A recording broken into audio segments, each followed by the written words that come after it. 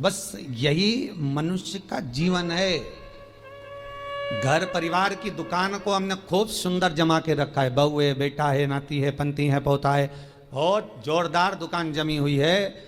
अब दुकान जम तो गई, माल भी खूब खप गया, माल भी खूब बिका। तुम जो कमा कर लाए, बेटे ने लिया, बहुओं ने लिया, पत्नी ने लिया, रिश्तेदारों ने लिया, नातेदारों ने लिया, कुटुंबियों ने लिया, सबने लिया। आखिरी में फिर क्या हुआ कि बाजार वापस बंद हुआ और कंधे पर लेकर चल। फिर निवेदन करूंगा, तुम दुकान पर बैठकर व्यापार में, व्यवसाय में, नौकरी में, तुम दुकान में जितना बैठकर कमा रहे हो उसका भोग तुम्हारी पत्नी, तुम्हारे बच्चे, बहुएं, पोता पोती, रिश्तेदार, कुटुंबी सब भोगेंगे।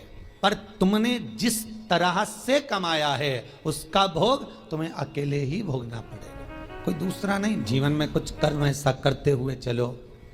पत्नी कहे जब तुम 2 अगरबत्ती लगाओ, पत्नी कहे जब तुम मंदिर जाओ, उससे अच्छा पहला फर्ज तुम्हारा होना चाहिए, क्योंकि कमाई तुम कर रहे हो। दुकान पर बैठकर झूठ, छल, बेईमानी, प्रपंच, कपट सब काम तुम कर रहे हो। पत्नी ने एक बार भी नहीं बोला कि तुम छल करना, कि बेईमानी करना, कि कपट करना। उसने तो केवल शादी के समय पर 7 भावर ली थी, तब पंडित जी ने खिलवा दिया था। पत्नी के 7 वचन में से एक वचन था कि मैं तुम्हारे साथ ब्याह कर जा रही हूं तो मेरा भरण पोषण तुम्हें करना है, पर इतनी सी बात थी। उसके बाद पत्नी ने एक बार भी नहीं कहा कि तुम ढेर सारा कमा कर लेकर आओ। बच्चे कभी नहीं कहते कि पिताजी आप हमारे लिए झूठ बोलो, कपट करो, छल करो, बेईमानी करो। बच्चे कभी नहीं कहेंगे, ना पत्नी कहेगी। जब ऊपर जाओगे, यम की कैद चढ़ोगे, तो यमराज तुम्हें जब नरक में पटकेगा तब कहोगे मैंने झूठ पत्नी के लिए बोला था, मैंने बच्चों को पढ़ाने के लिए, आगे बढ़ाने के लिए झूठ बोला था, मेरे अकेले को नरक क्यों पटक रहे हो? पत्नी और बच्चों को भी तो पटको। तो यमराज भी कहेगा झूठ तूने बोला, कपट तूने करा, बेईमानी तूने करी, प्रपंच तूने करा, तो भोग भी तो भोग दूसरा काय को भोगेगा। इसलिए माता तुम्हें चिंता करने की जरूरत नहीं, तुम तो जोरदार जूड़ा मूड़ा बांध के अच्छे से रहो। पर मुख से तुम्हारा नाम है धर्म पत्नी।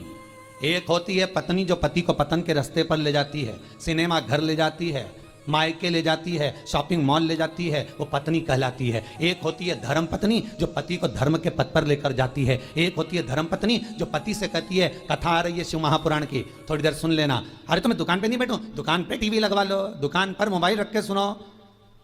अरे नेट का खर्चा कौन सीवर वाला महाराज देगा?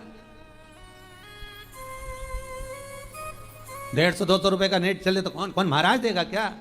तो पत्नी उस समय पर एक शब्द जरूर बोल दे कि कमा किसके लिए रहे हो, पहले ये तो बताओ। घर में रोटी का डब्बा लगा लगाया रह जाता है, पत्नी फोन कर करके रह जाती है, आ जाओ भोजन तैयार है, आ जाओ। ग्राहक ऐसे टूट पड़ रहे, ऐसे टूट पड़ रहे कि 1 मिनट तो खाना खाने की फुर्सत नहीं। और बच्चा टिफिन लेके आ गया तो टिफिन 2 घंटे तक रखा दिया, ठंडा हो गया, सारा की सारा बेकार हो गया। और तुम वो ठंडा भोजन गाय की सांदी जैसा बस खा रहे। ऊपर से दुकानदार फिर ग्राहक बोल रहे हैं सेठ जी के मुंह में रोटी, सेठ फिर निकाला। किसके लिए कमाया भाई? ना राम नाम लीनो तूने भरी जवानी में, तो डूब के मर जा रे चुल्लू भर पानी में। पर समझने वाली बात तो यह है कि इतना बड़ा मनुष्य चुल्लू भर पानी में डूबे कैसे? इतना बड़ा मानव चुल्लू भर पानी में डूब के मरेगा तो मरेगा कैसे? ये सोचने वाली बात है।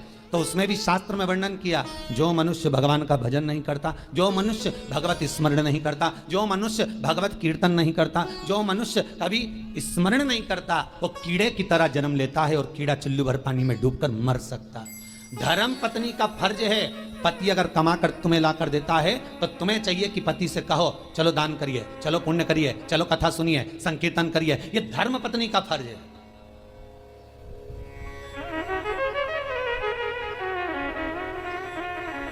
सारे कथाकार मिलके, कई बार हमने सुना लोग उसको क्या नाम थी जिसकी नाक कट गई थी रे, है? तुम लोगों को बड़ा मालूम है।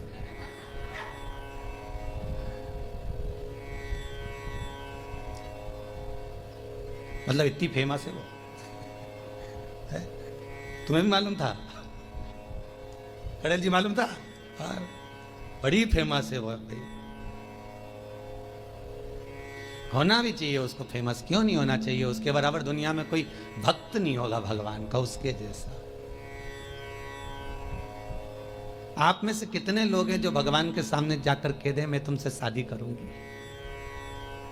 जितने लोग YouTube पर कथा सुन रहे, टीवी पर सुन रहे, ईमानदारी से बोल देना किसी ने जाकर भगवान के मंदिर में जाकर कहा हो, हे भगवान मैं तुम्हारे साथ शादी करूंगी।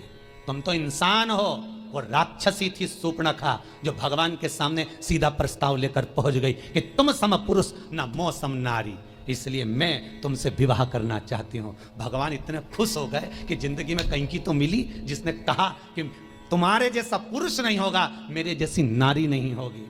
दुनिया समझे तब तो। यहाँ तो जो जाए भगवान के पास में, भगवान दुकान नहीं चल रही, भगवान छोरा दे दो, भगवान बहू दे दो, भगवान ये दे दो। भगवान भी इतना बोर हो जाता कि भगवान ने भगत से कहा एक आध दिन तू आके बैठ जा, एक बार आके बैठ जा। होता है एक भगत भगवान के पास पहुंच गया, भगवान सबसे ज्यादा अच्छी जिंदगी तो तुम्हारी है। भगवान ने कहा हमारी काहे की जिंदगी अच्छी, और क्या, बढ़िया चांदी की थाली में पकवान आ रहे, लोग पंखा झेल रहे, एसी का रूम तुम्हारा, सारे मंदिरों में देखे क्या ठाट के बने हुए हैं, मार्बल का फर्श, मखमल के गादी तकिया, क्या जोरदार जोरदार सारा ठाट, ऊपर चांदी का छत्र लगा, हीरे के जेवरात पहने। भगवान सबसे ज्यादा सुखी तो तुम हो। भगवान ने कहा अगर ऐसा सुख है तो एक काम कर, 24 घंटे के लिए तू हमारी जगह खड़े हो जा, चला जा। तो क्या उसमें क्या होगा? 24 घंटे का कोई सुख होता? भगवान कहने लगे तू खड़ा तो मैं तेरी जगह चले जाता, तू मेरी जगह चले जा। अब भक्त तो बहुत नाराज तो था ही, उसने कहा ठीक है उतरो नीचे, उतरो। तो भगवान विष्णु और लक्ष्मी का मंदिर था, नारायण और लक्ष्मी का। तो भगवान बोले मैं अकेला जाऊं तो पत्नी को भी लाना पड़ेगा ना। तो पति ने अपनी पत्नी को बुलवा लिया, तू भी आ जा, आज अपन भगवान की जगह खड़े होंगे। भगवान को बाहर बैठो, जाओ मंदिर के बाहर, हम दोनों खड़े। भगवान बोले जैसे हम खड़े वैसे की वैसे खड़े रहना हो, हिलना डुलना नहीं तो लोगों को मालूम पड़ गया ना, सोच लेना। हाथ पांव कुछ नहीं हिलना चाहिए, कुछ नहीं हिलेगा, तुम्हारे जैसे ही खड़े रहेंगे बिल्कुल। तो हो जाओ खड़े।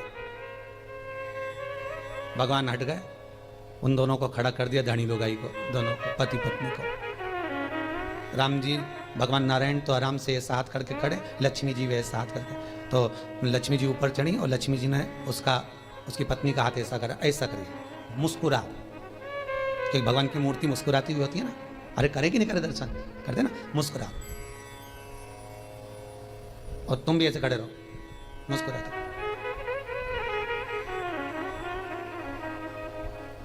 इतना छोटा सा तो काम, एसी का भी तो रूम है, अरे खाने को भी तो चांदी की थाली में सब मिलेगा।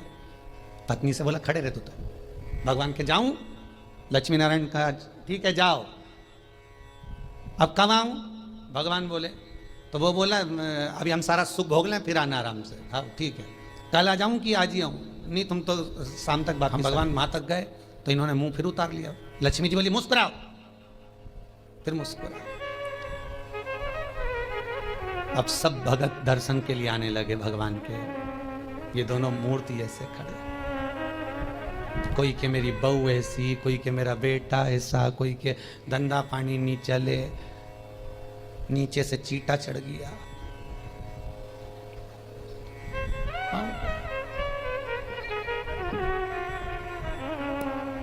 अब नीचे से चीटा चढ़ा तो पत्नी सीधे खड़े रहो, सीधे खड़े रहो, वहां से मुस्कुराए कि चीटा भगाए। जहां लक्ष्मी जी खड़ी थी वही हाथ लेके मच्छर काटे जा रहा। पति बोले अभी तो मेरे से कह रही थी, मुस्कुरा, मच्छर खा रहा, मुस्कुरा। तब एक आया भगत, 11 दिए जला गया उनके बिल्कुल पांव के पास। पत्नी बोली आग लगा के मानेगा। पति बोला मुस्कुरा, मुस्कुरा। अरे धोती जल जाएगी, मुस्कुरा, मुस्कुरा। ऐसे खड़े रहो, हिलना नहीं है बिल्कुल, मुस्कुराइए। तब एक आई बेचारी नैनों से नीर बहाती हुई, भगवान बहुत दुखी हो गई। इतने में जो पास में खड़ी थी पत्नी, हमारे से पूछ ले हम कितने दुखी हैं। पति बोला तू चुप रह, मुस्कुरा, बस मुस्कुरा। चांदी की थाली में भोजन लग के आया, पति पत्नी के मन में धीरज बंधी। 8 घंटे से खड़े थे, घर पे होते तो चाय भी पी लेते, यहाँ तो कुछ भी नहीं आया। अब खाना आया है, जल्दी से खा लेना। पंडित जी थाली लाए, रखी, तुलसी डाली, हाथ में पानी लेके फेरा, घंटी बजाई, थाली ढाकी, वापिस ले गए। वापिस